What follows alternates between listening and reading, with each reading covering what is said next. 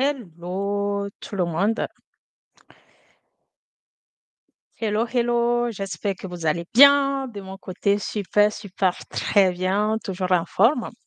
Un réel plaisir de vous avoir à ce début d'après-midi pour partager ce moment avec vous. Aujourd'hui, nous allons aborder la thématique autour de la net économie, un passage obligé pour les entreprises et acteurs économiques.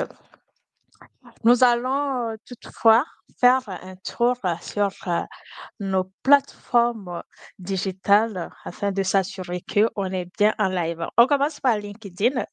Alors, let's go. Let's check. On est très bien en live. Tu vas voir, je vais vérifier si le son il est là parce que la dernière fois, c'est top. Parce que la dernière fois, j'avais oublié de bien brancher mon casque, donc il n'y avait pas de son. Là, j'ai vérifié, le son y est, donc on est bien. Je vais vérifier également sur YouTube. Alors, est-ce qu'on est très bien en live sur YouTube? Let's check, let's check, let's check. On est en live. On est en live sur YouTube. Alors, il reste peut-être à vérifier sur Facebook. Là, je vais le faire directement sur mon téléphone. Alors, est-ce qu'on est en live sur Facebook Meta? Alors, je check vite fait. Si vous venez de vous connecter, n'hésitez pas à partager avec votre communauté, avec votre réseau. Pour ceux qui sont en vacances, je vous souhaite de très bonnes vacances. Moi, je serai en vacances à partir du 4 août. Voilà. Donc, je vais faire un petit voyage vite fait avec Michael, histoire de sortir un peu de Paris. Ça fait toujours du bien. Donc, on est bon. Là, j'ai vérifié tout sur toutes nos plateformes. C'est OK. Donc, nous allons tout de suite nous plonger sur ce sujet qui est la net économie, un passage obligé pour les entreprises et acteurs économiques. Je vais ajouter ça et je pense que je vais repartir sur la première slide. Et n'hésitez pas à participer à ce webinaire. Ça sera toujours un réel plaisir de partager ces moments avec vous à travers vos réflexions, vos analyses, mais surtout vos questions. Voyez-vous, il y a quelques années, les entreprises ne pouvaient compter que sur l'expertise pour réussir.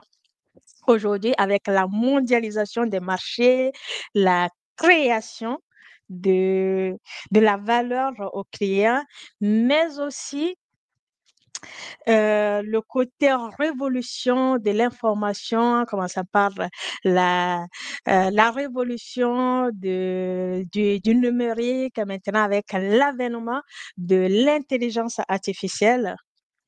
Tous les acteurs économiques, mais aussi les entreprises sont obligés au fait de rentrer dans ce nouveau monde qui est la net économie. Alors, c'est quoi la net économie? Alors, la net économie est en quelque sorte un paradigme économique fondé sur l'utilisation intensive d'Internet et des technologies numériques comme moteur principal de création de la valeur qui est apparu à la fin des années 90 et qui s'est rapidement progressé pour transformer les modèles d'affaires traditionnels. Cette nette économie se caractérise bien évidemment par la digitalisation des transactions, des services, des produits permettant des échanges instantanés, globaux, mais aussi qui a permis de transcender les frontières sur tous les marchés. Et pour la petite histoire, les entreprises qui n'ont pas voulu justement rentrer dans la République, entre guillemets, se sont vues disparaître sur le marché. Je vais y revenir des entreprises. Je vais vous donner quelques exemples d'entreprises qui n'ont pas voulu rentrer dans le processus de numérisation ou de digitalisation qui sont disparues. On n'a même plus parlé de ces entreprises-là. Pour revenir sur le contexte de la transformation digitale, je vais vous donner quelques dates clés, hein. Donc, de 1990 à 2000, on a eu la démocratisation d'Internet et les premières entreprises, d'autres comme à partir de 2000 jusqu'à 2010 avec la Web.2, les réseaux sociaux, avec la création de YouTube, Facebook, LinkedIn, tous les réseaux que vous connaissez aujourd'hui et les plateformes collaboratives. Aujourd'hui, en 2025, mais bien avant ça, on a eu la période de 2010 à 2020, c'est-à-dire la période entre la crise des subprimes de 2008 à 2009 et puis la crise de COVID-19 qui a commencé en 2019-2020, qui s'est prolongée jusqu'en 2021. Donc, de 2010 à 2020, il y a eu une explosion des technologies mobiles et du cloud computing avec Microsoft. De 2020 à 2023, on a eu une accélération post-Covid. Covid obligé, il y a eu de nouveaux outils pour permettre du télétravail, justement le travail à distance, ce qui a fait que plusieurs entreprises se sont vues mettre en place de nouveaux outils, de nouvelles technologies pour permettre à leurs collaborateurs de pouvoir échanger et pour que l'activité puisse continuer. Aujourd'hui, on est à l'ère de l'intelligence artificielle et l'IA générative, la métaverse. Là, donc, on est sur la Web3 comme nouvelle frontière. Donc, toute cette date-là nous permettent d'avoir une vue globale sur l'évolution de l'Internet, comment ça a commencé et comment ça s'est progressé avec le temps. Donc, cette évolution exponentielle des technologies digitales impose aux entreprises aujourd'hui une adaptation constante pour rester compétitives. On est bien d'accord que aujourd'hui, en tant qu'entreprise, que ce soit de la petite à la grande entreprise, si vous n'êtes pas dans ce processus de digitalisation à travers vos services, mais aussi vos produits, vous allez devoir heu, mettre la clé sous la porte, comme on le dit. Toutes les entreprises aujourd'hui sont obligées de digitaliser leurs services, leurs produits afin de proposer de la valeur à leur clientèle cible. Puisqu'il faut reconnaître que tous les utilisateurs, même les clients, sont connectés, que ce soit avec les réseaux sociaux, mais aussi sur les plateformes digitales. Donc, à, aux entreprises, c'est aux entreprises de s'adapter à cet nouveau mode de vie dans le but d'adapter également leurs services et produits. Pourquoi la net économie? Cette question s'intitule sur 3 leviers qui sont le nouveau levier de compétitivité, la pression concurrentielle accrue, mais aussi une demande croissante. Voyez-vous, les entreprises digitalisées affichent aujourd'hui une croissance moyenne qui dépasse 2,5 fois euh, à leurs concurrents traditionnels d'après une étude de McKinsey en 2022. On a aussi la problématique de la pression concurrentielle accrue. Avec l'arrivée des nouveaux acteurs digitaux qu'on appelle les digital natives, la semaine dernière, je vous avais fait un webinaire autour de la Gen Z Ce sont eux, on appelle justement les digital natives, c'est-à-dire les personnes qui sont nées vraiment dans l'ascension ou la croissance de l'Internet, du numérique et qui sont nées avec l'avènement des réseaux sociaux, la Web 2, maintenant avec la Web 3 qui est l'intelligence artificielle. Donc, ces nouveaux acteurs perturbent bien évidemment les marchés établis par les modèles d'affaires classiques et qui sont moins agiles, mais aussi rigides. Alors, ces nouveaux acteurs économiques, les digital natives, viennent imposer justement aux entreprises une nouvelle façon de faire les choses, mais aussi de nouveaux business models. La demande croissante, oui, on a une demande très croissante au niveau des consommateurs, ce qui pousse les entreprises à mettre leurs services et produits accessibles 24 heures sur 24, mais aussi 7 jours sur 7. Et d'autre part aussi à pouvoir les personnaliser pour les rendre plus attractifs, mais aussi intuitifs pour les consommateurs.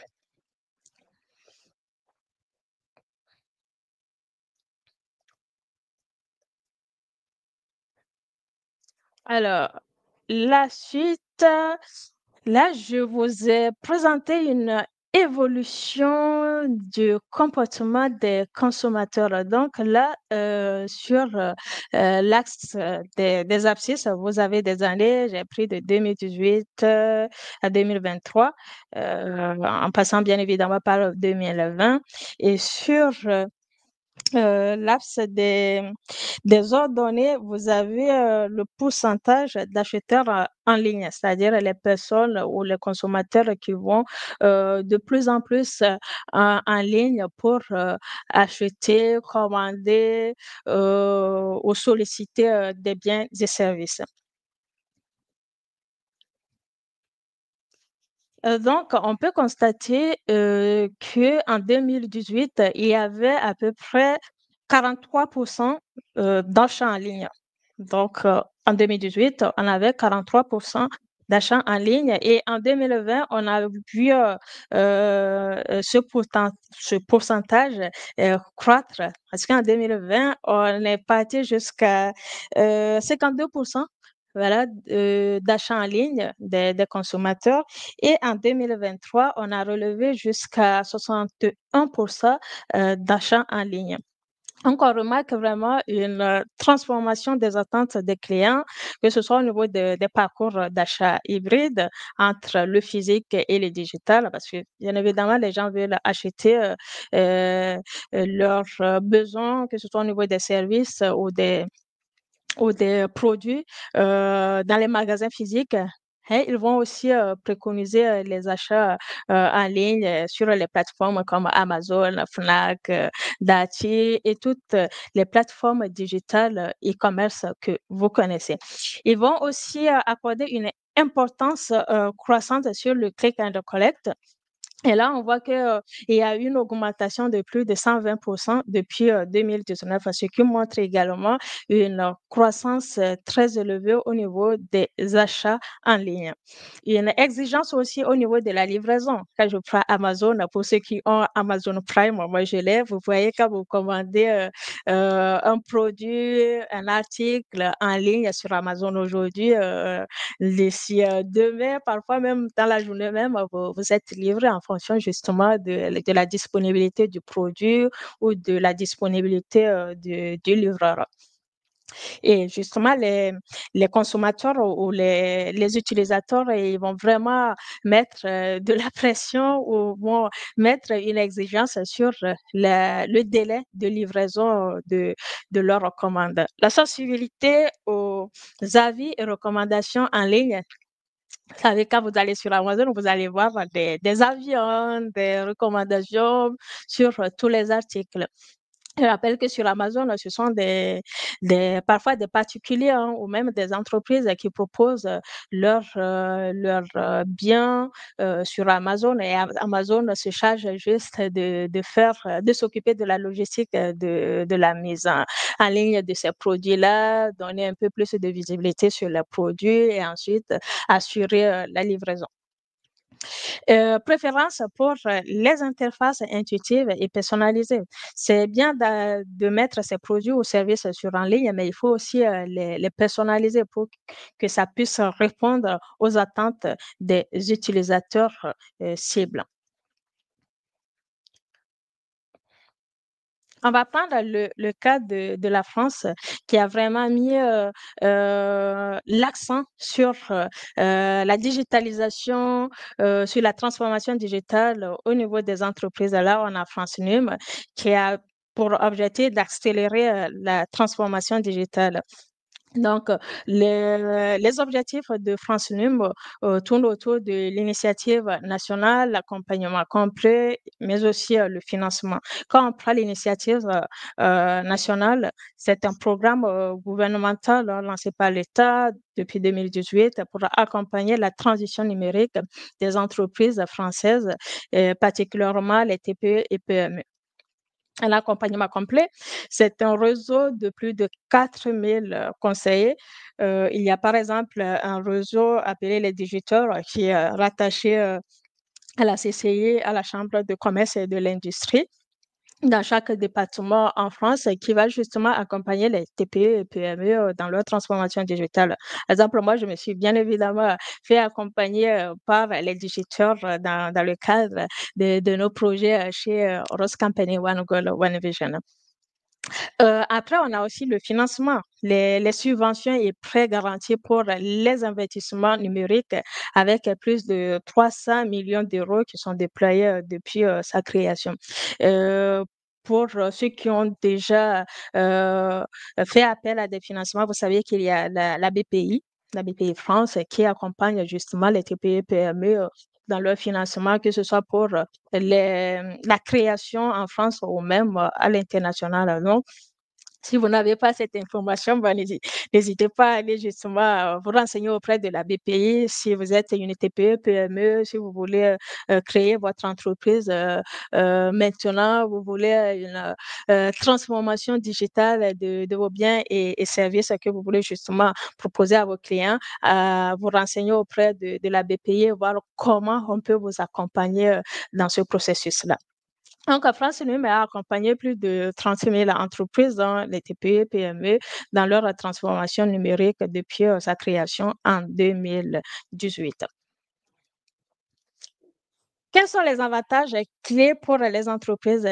Qu'est-ce que cela permet? Quels sont les avantages ou les conséquences positives qui sont liées à la transformation digitale auprès d'entreprises?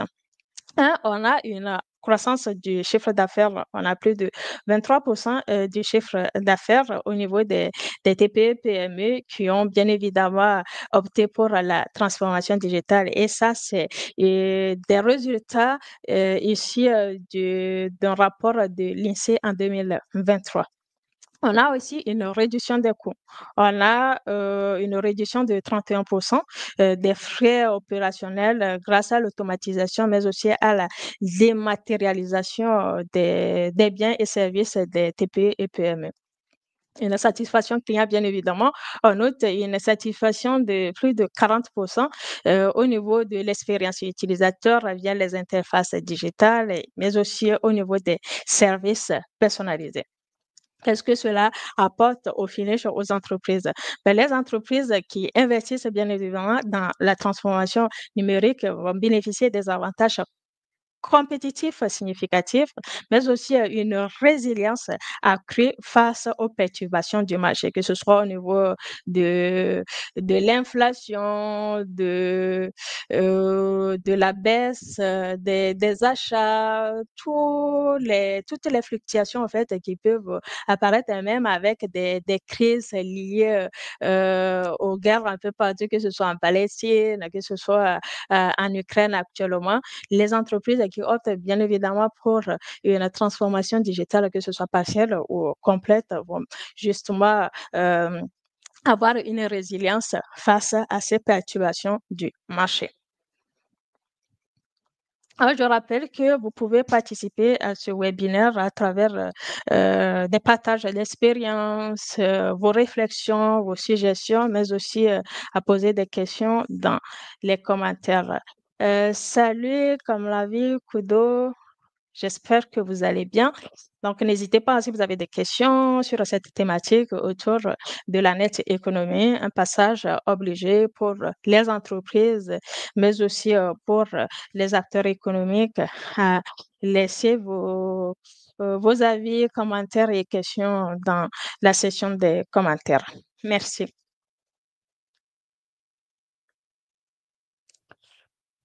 Alors, on va continuer. Heu, on sait que quand il y a les avantages, il y a toujours des risques et même des conséquences liées, à la digitalisation ou à la transformation digitale. Donc nous allons maintenant aborder, les risques, pour s'adapter à la net économie. Alors, dans un premier temps, on a la perte de compétitivité. Ensuite, on a des marges qui sont très réduites et puis des difficultés de recrutement. Parlons de la perte de compétitivité. Ça fait face aux concurrents digitalisés, surtout pour les entreprises qui ont euh, opter pour la digitalisation. Il y a, bien évidemment, une compétitivité accrue au niveau des entreprises traditionnelles, mais aussi pour ces nouvelles entreprises avec des différents business models. Donc, il va y avoir une perte progressive des parts de marché et là, on note plus de 18% en moyenne sur 3 ans. On aura aussi les marges réduites. On aura, par exemple, une incapacité à optimiser des coûts opérationnels et logistiques, entraînant bien évidemment une compression des marges et puis une rentabilité moindre. Difficulté de recrutement. Vous savez, les jeunes talents privilégient les entreprises technologiquement avancées, créant un cercle vicieux d'obsolescence. Justement, la dernière fois, j'avais abordé le sujet sur la Genesis et maintenant avec la crise qu'on a sur le marché, déjà, il y a une baisse de création d'emplois, mais les recruteurs, que ce soit les grandes ou les petites entreprises, ont du mal à recruter cette nouvelle génération qu'on appelle la Genesis parce que cette génération vient avec ses attentes, mais aussi sa vision du marché du travail, ce qui crée bien évidemment des conflits d'intérêts. Donc, les jeunes talents vont beaucoup privilégier les entreprises qui sont vraiment dans la high-tech. Les, Hello, Kambo et Ismaël. Donc, la jeune génération va beaucoup privilégier les entreprises qui ont des technologies bien avancées, bien développées, plutôt que des entreprises traditionnelles qui peinent justement à rentrer dans cette ère de la digitalisation. Ce qui fait qu'en gros, on a 15% des PME françaises qui n'ont pas justement entamé leur transformation digitale avant 2020 et qui ont cessé leur activité depuis de longues années. Je vais vous donner quelques exemples, hein. J'en parlais au début de ce webinaire. On a par exemple Kodak. Pour ceux qui ne connaissent pas, Kodak est une firme américaine dans le domaine de la pellicule photo. qui a dû fermer ses portes depuis 2012 avec voilà l'apparition des smartphones, de nouvelles technologies pour prendre des photos. Les gens n'avaient plus bien évidemment besoin en fait de faire appel au service de cette entreprise-là, ce qui a fait que voilà, elle a dû fermer les portes depuis 2012. On connaît Nokia. Nokia, ben, je rappelle que c'est une entreprise finlandaise hein, qui existe depuis des années 1900. Et donc, cette entreprise, Nokia, s'est spécialisée dans la papeterie. Au début, c'était dans la papeterie, puis dans les téléphones depuis 1998. Il était devenu le leader mondial dans la construction ou dans la mise en place des téléphones. Et avec la révolution des smartphones, où elle n'a pas justement voulu changer son business model, revoir sa conception de téléphone, revoir un peu ses algorithmes, ses logiciels pour pouvoir justement s'adapter à ces nouveaux marchés. Ben, elle a dû se faire dépasser par Samsung et en 2014, elle a disparu suite à un rachat de la part de Microsoft. Il y a aussi d'autres entreprises hein, françaises comme Moulinex qui a été rachetée par SEB en 2001. On a aussi Itinerix qui est dans les télécoms et puis Mammouth. Mammouth, je pense que vous connaissez pour ceux qui résident en France. C'est une entreprise qui est aussi dans la grande distribution comme Auchan, Carrefour et qui a dû aussi fermer ses portes faute d'avoir opté pour la digitalisation. Bon, là, on va parler des entreprises qui ont su, bien évidemment, profiter de cet avènement de la digitalisation pour s'accroître, que ce soit sur le plan national, mais aussi sur l'international. Là, on a la Redoute. Là, vous avez Redoute avant et puis Redoute après, quand elle a opté pour la digitalisation. Donc, la Redoute, c'est là, on voit justement l'ancien catalogue papier devenir géant du e-commerce avec 90% de ventes en ligne en 2022.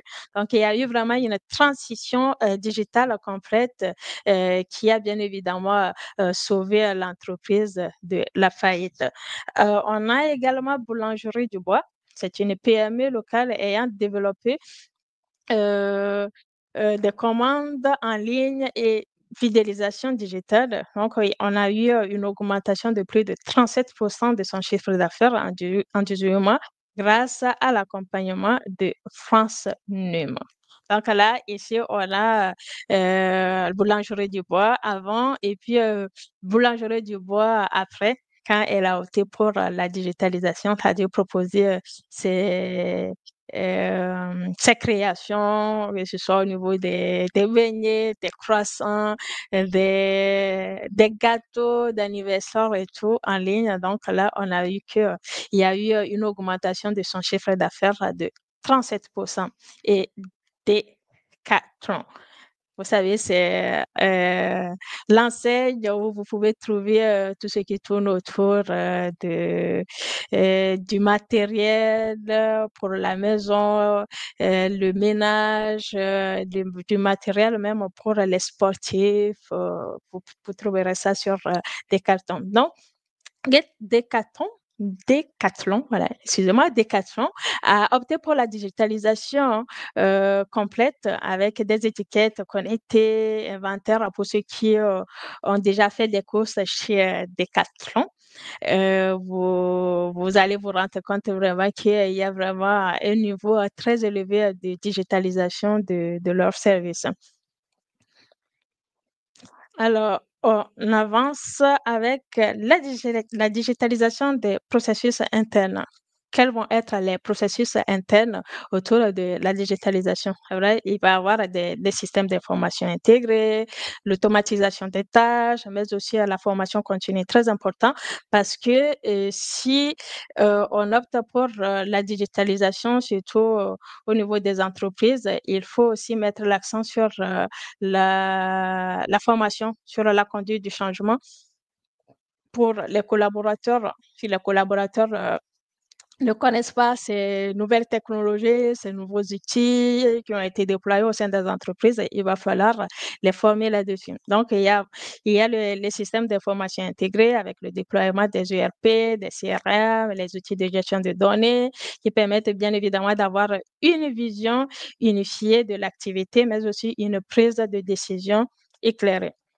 L'automatisation des tâches avec la digitalisation, on a la dématérialisation des processus administratifs, RPA avec Robotic Process Automation et les workflows automatisés qui permettent bien évidemment de réduire les erreurs de délai. Et pour terminer, la formation continue, la conduite du changement, monter en compétence des collaborateurs sur les outils numériques et les nouvelles méthodes de travail collaboratif. La plupart des entreprises le font maintenant. Quand il y a de nouveaux outils, de nouvelles technologies qui sont déployées, elles mettent l'accent sur la formation continue ou même la conduite du changement pour permettre justement aux collaborateurs de s'adapter ou d'apprendre ces nouvelles technologies, ce qui va vraiment permettre d'aller plus vite au niveau des processus. Focus sur la cybersécurité. Vous savez, là où il y a digitalisation, transformation digitale, il y a aussi des cyberarnaques. Maintenant, avec l'intelligence artificielle, les entreprises sont attaquées partout parce qu'il y a des cyber arnaques qui sont là. Raison pour laquelle il faut faire un focus justement sur la cybersécurité pour permettre justement à ces entreprises-là qui ont opté pour la digitalisation d'y faire face et d'éviter toute perturbation. Donc, on a ce graphique-là qui présente un peu la cybersécurité de 2020 jusqu'à 2023. Donc là, en ordonnée, on a les nombres d'attaques par milliers et puis les coûts à milliers d'euros aussi correspondants. Risque croissant, on a une augmentation de 37% depuis 2020 des cyberattaques.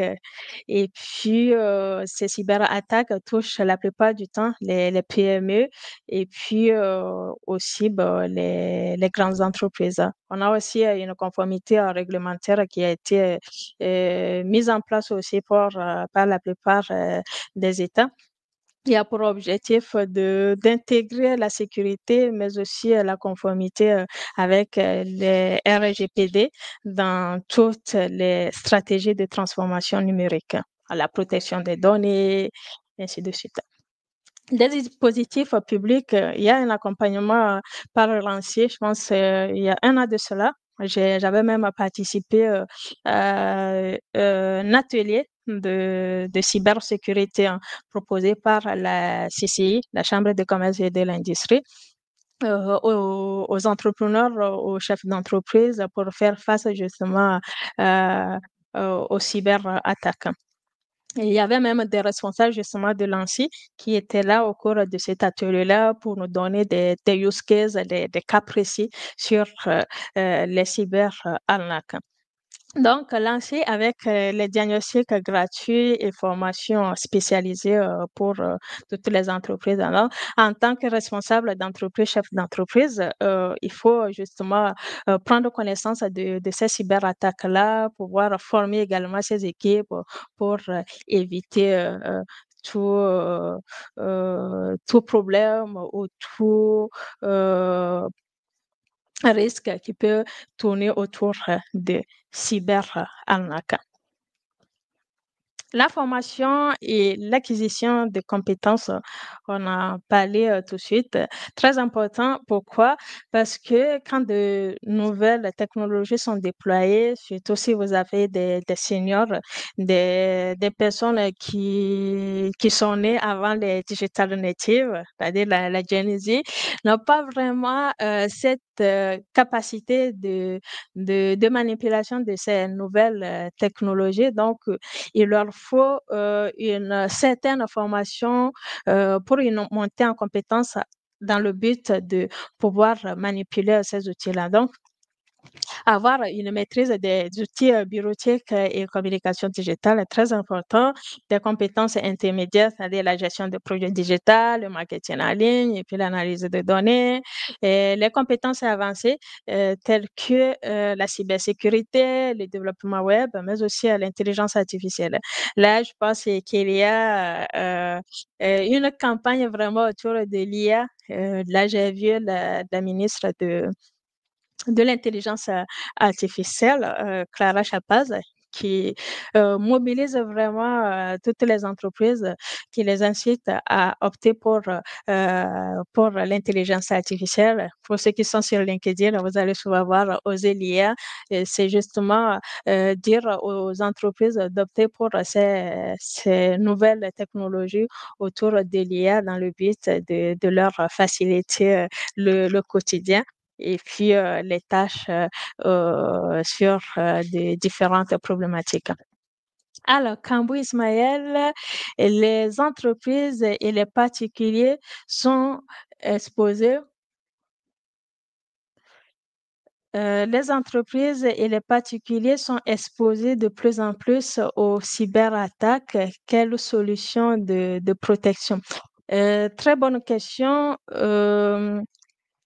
Très bonne question, Kambo et Ismaël. Effectivement, avec l'avènement de l'IA, beaucoup d'entreprises sont exposées aux cyberattaques. Les solutions, c'est de pouvoir se former, hein. La formation est très importante. Avoir l'information pour pouvoir esquiver justement ces cyberattaques. Si on n'a pas l'information, si on ne sait pas, voilà, on a un message ou un mail tout de suite qui nous dit de cliquer sur ce lien, de faire ceci. Donc, si en amont, on ne s'est pas informé, on ne s'est pas formé justement sur les cyberattaques, on va cliquer tout de suite et ça va planter des logiciels dans nos systèmes internes, ou même des pirateries qui se font, le vol des données sur les ERP, les CRM. Donc, c'est la formation. C'est la formation.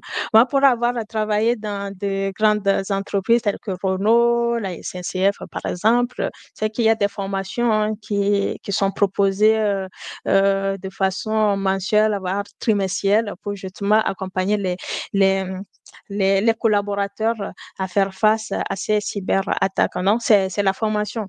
Tant que tant que vous ne mettez pas l'accent sur la formation, former les gens, leur donner les informations, ce qu'il faut faire en cas de cyber attaque, c'est compliqué.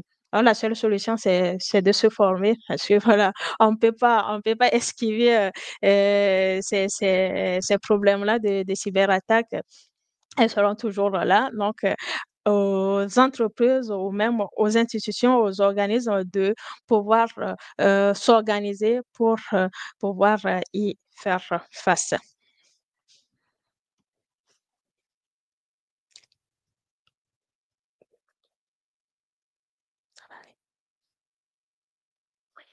J'espère avoir répondu à ta question, Kambo Ismaël.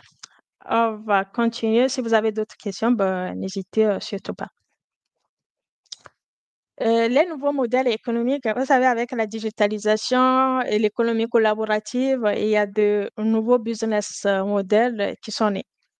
Là, on va donner quelques aperçus de ces nouveaux business models à travers les plateformes, les abonnements, l'économie collaborative, le freemium, la data et puis l'intelligence artificielle.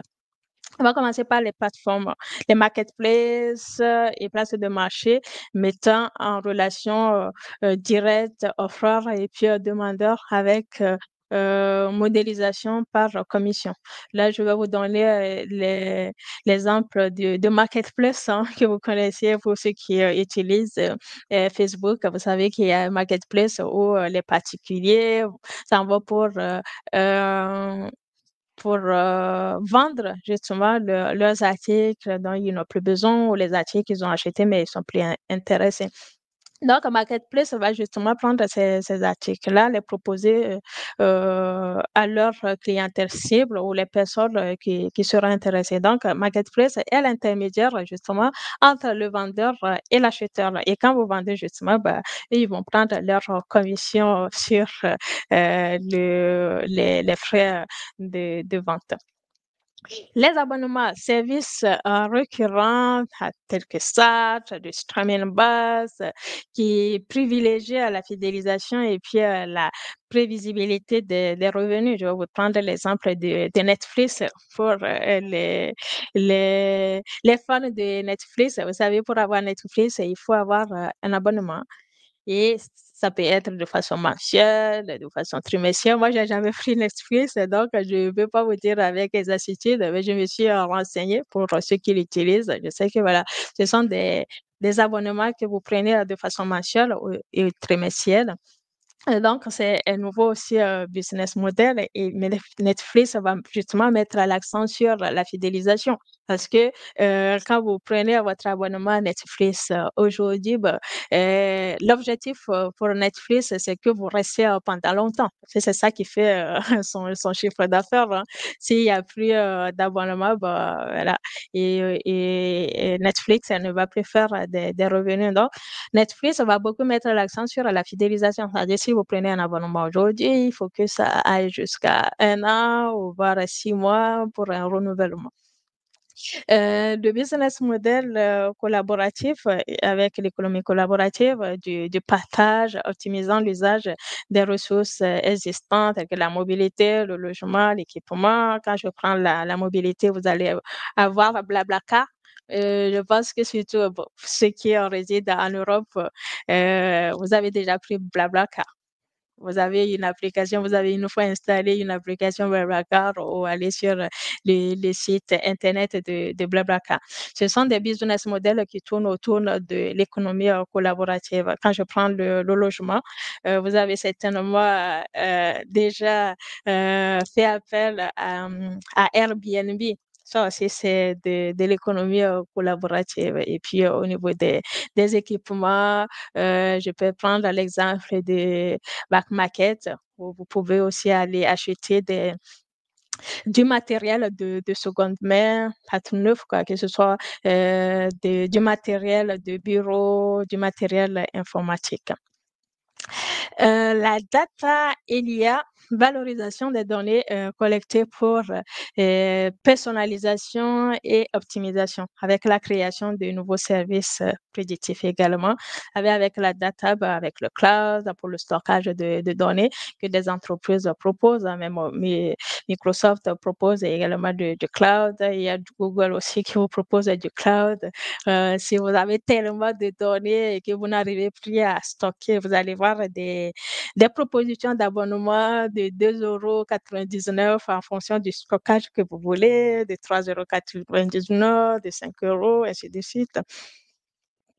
Maintenant avec l'IA, avec des nouvelles, applications telles que du Gamma, des ChatGPT, toutes les applications en fait que propose l'IA maintenant pour, nous faciliter, le quotidien. Les enjeux éthiques et sociaux avec l'IA, il faut aussi, faire un focus, hein, sur, les enjeux éthiques et puis, sociaux. Là, on voit qu'il y a, une exclusion numérique, de 17%. On a une fracture également, au niveau de, heu une facture territoriale qui s'élève jusqu'à 32%. Ensuite aussi, on a du stress technologique. Alors là, je vais enlever ça pour, voilà. Du stress technologique également qui va jusqu'à 24%.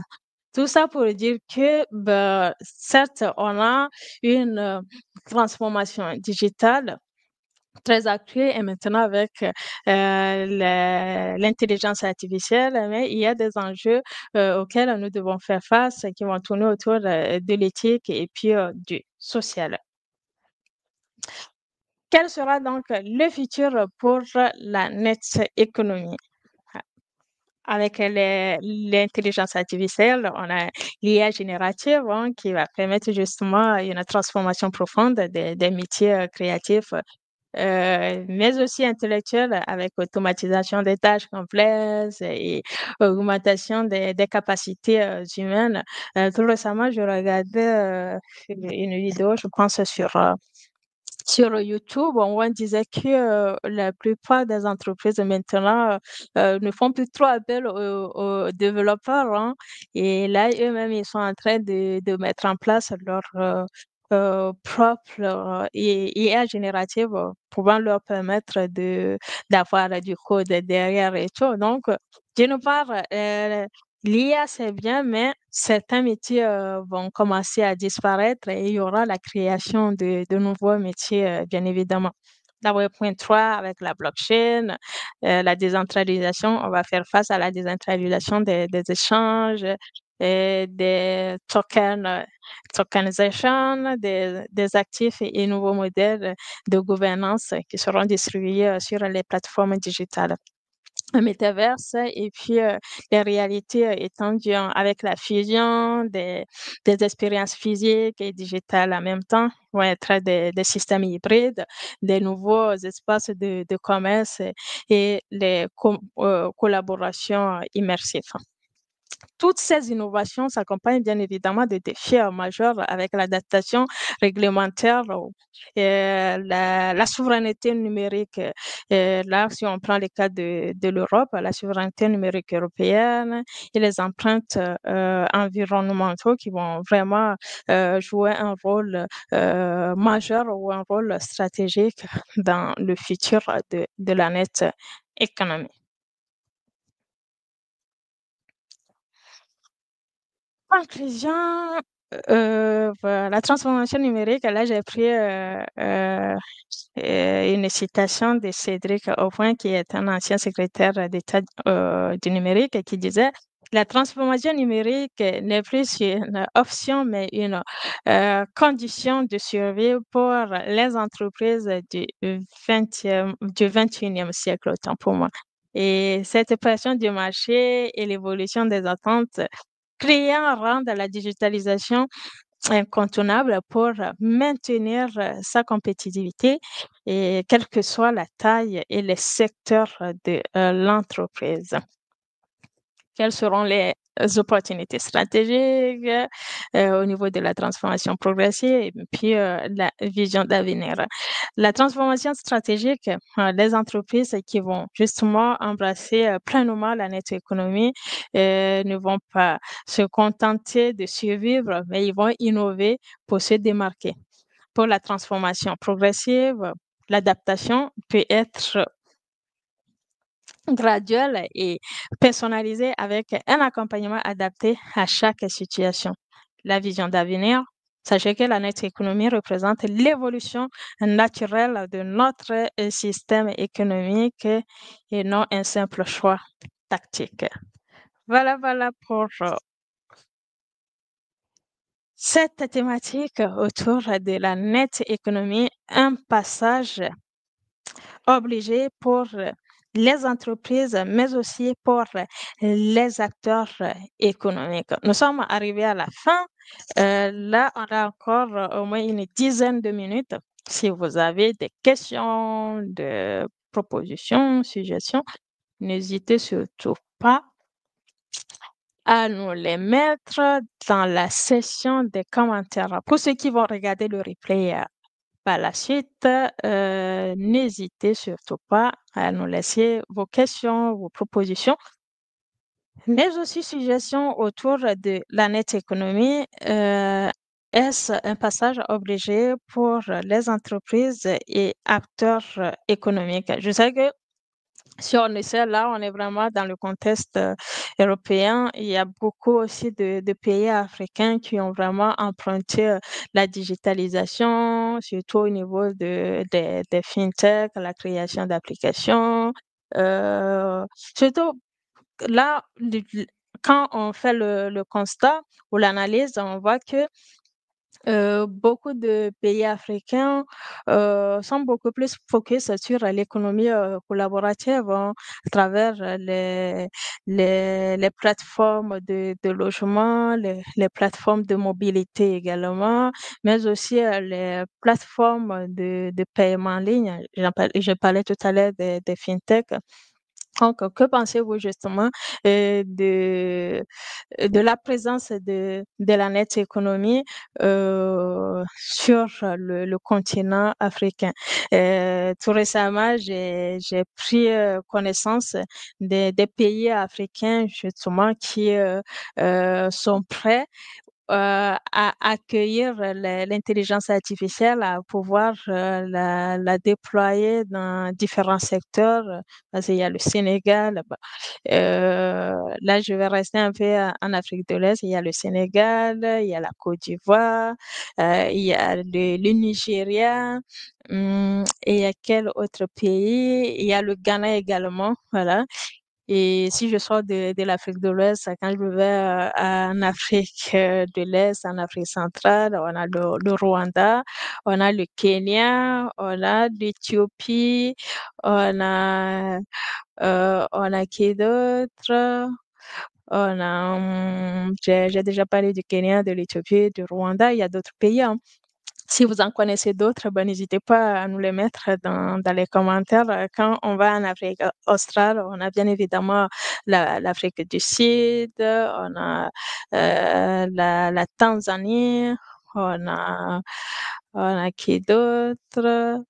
On a d'autres pays hein, de l'Afrique australe aussi qui ont vraiment pris de l'avance sur la digitalisation, sur l'intelligence artificielle. Donc, n'hésitez pas à nous dire dans les commentaires ce que vous pensez justement de l'avènement de l'intelligence artificielle ou globalement de la net économie au, au sein des pays africains et quelles sont justement les solutions ou les perspectives qu'il faut mettre en place pour faire face justement aux cyberattaques. Comme on le dit, là où il y a la digitalisation, là il y a la transformation digitale, il y aura toujours les cyberattaques et comment justement les, les acteurs économiques, les entreprises doivent s'y préparer pour faire face à ces cyberattaques. Pour ceux qui ne sont pas au courant, ou ceux qui n'ont pas encore l'info, je profite pour vous dire que mon deuxième ouvrage intitulé Potentiel, exploiter toutes vos ressources est disponible en version e-book Kindle en précommande sur Amazon. Donc, n'hésitez pas à aller faire votre précommande là, en attendant bien évidemment la sortie officielle qui est prévue le 15 décembre 2025. Donc, euh, n'hésitez pas, je vais vous laisser le lien de la précommande juste en dessous de cette vidéo. Pour ceux qui vont regarder le replay également, je vous laisserai le lien où vous pouvez passer votre précommande. Ce livre potentiel explore beaucoup d'aspects, hein. Déjà, que ce soit l'aspect entrepreneurial, l'aspect opportunité professionnelle, carrière professionnelle, mais aussi l'aspect personnel, c'est-à-dire les, hum, l'adversité, les défis, les obstacles qu'on fait face au quotidien quand on entreprend, mais aussi quand on fait du freelance, on propose des services dans le secteur du numérique et du digital. Chacun, en tout cas, va trouver son compte dans ce livre. Hein. Donc, n'hésitez pas dès maintenant à passer votre précommande en attendant la sortie officielle prévue le 15 décembre 2025. Je vous remercie d'avance pour votre précommande en version e-book. On a encore 5 minutes avant la fin. Je ne sais pas si il va y avoir d'autres questions. Bon, si ce n'est pas le cas, alors, Kambo Ismaël, félicitations pour la pertinence de vos propos. Merci, Kambo Ismaël, pour votre présence, mais aussi pour vos apports dans, dans autour de cette thématique. Alors, Kambo qui nous dit faible souveraineté numérique en Afrique, le contrôle des données et des plateformes reste majoritairement entre les mains d'acteurs extérieurs. Ça, c'est vrai. C'est vrai. Est-ce que l'Afrique peut être souveraine dans data center pour héberger nos données? Ça, c'est vraiment un réel sujet, un fait, une réalité. Effectivement, quand on regarde dans la plupart des pays africains, les data centers sont la plupart dans les pays occidentaux, par exemple en France, aux États-Unis, au Canada, en Suisse, en Belgique, etc. On n'a pas de data center. Et ça, data center, bien évidemment, c'est compliqué de euh, d'adopter ou de s'adapter vraiment à l'avènement de l'intelligence artificielle parce qu'on est bien d'accord que tout ce qui tourne autour de l'intelligence artificielle, c'est de la data. Ce sont des données qu'on injecte dans ces algorithmes-là, dans ces logiciels-là qui génèrent bien évidemment ce qu'on a comme résultat. Donc, tant qu'on n'a pas de data center et que les data centers sont à l'extérieur, ça va être compliqué. Ça veut dire que voilà, on n'aura pas une souveraineté sur le numérique et on sera justement euh, dépendant de ces acteurs euh, étrangers. Voilà, j'espère que les acteurs économiques, mais aussi les élites dirigeantes mettent en place tous les outils ou les technologies nécessaires, en commençant par les data centers, pour pouvoir vraiment faire face à ces défis-là. Merci, Kambo Ismaël, euh, pour avoir posé cette question ou cette analyse pertinente, qui est un fait bien évidemment dans la plupart des pays africains.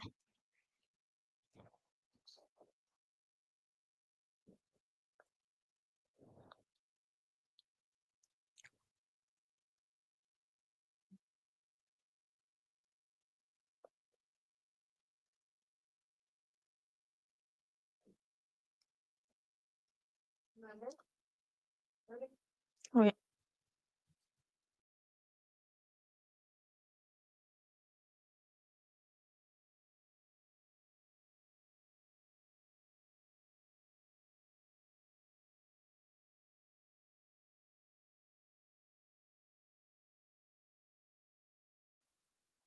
Alors, bon, on est arrivé à la fin. Je vous remercie, hein. Merci beaucoup, Kambo Ismaël, pour ton intervention.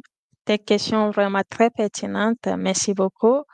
Je vous souhaite une très bonne journée et je vous dis à très bientôt pour un nouveau webinaire, certainement le mercredi prochain, le 30 juillet.